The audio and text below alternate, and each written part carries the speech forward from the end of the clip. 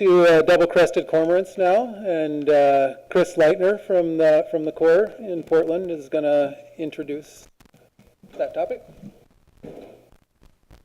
Hear it for Team Orange right here.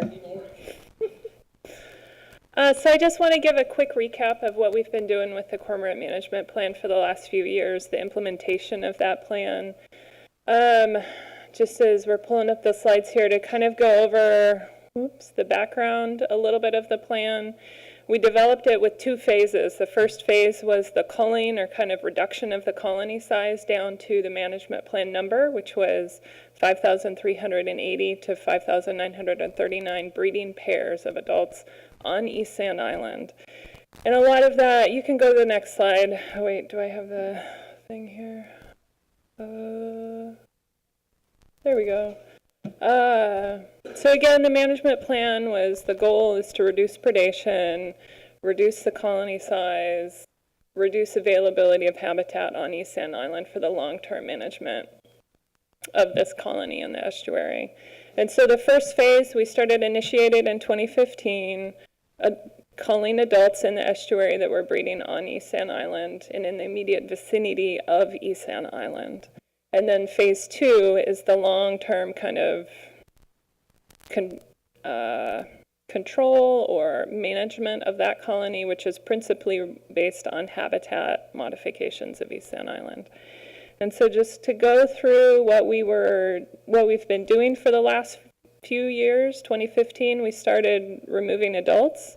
These numbers show the number of adults that were outlined for culling in the management plan, the number that we requested as take from the U.S. Fish and Wildlife Service, and the number that was authorized by the service for removal.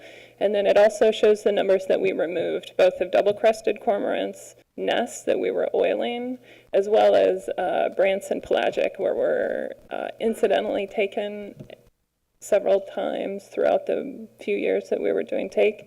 We never exceeded the amount of take that was authorized for removal. And so that's essentially just what I wanted to show here. In terms of the implementation results, the way that we've been monitoring the colony for the last few years is looking at the number of breeding pairs at the end of the season after culling has occurred. And so a lot of these numbers show that what we had predicted as the abundance at the end of the breeding season post-culling was a certain range of pairs. And with the exception of the first year in 2015, we've been below what we had predicted on East Sand Island.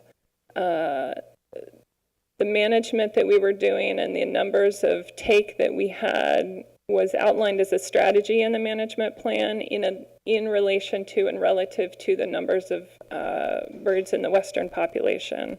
And so we were also monitoring birds in the western population, and there was a strategy that we had for adjusting the take levels depending on what the number of birds were, both at East Sand Island and in the western population. And as we've progressed through this, the numbers have been bouncing around a little bit, but for the most part tracking with what was in the plan for the most part.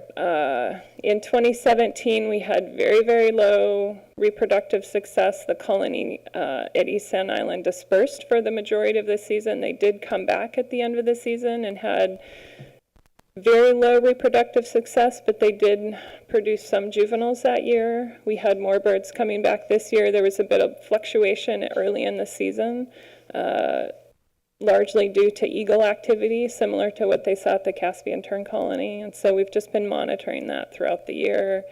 Aaron's going to come up here in a few minutes and talk about the 2018 monitoring results that they had at the colony this year.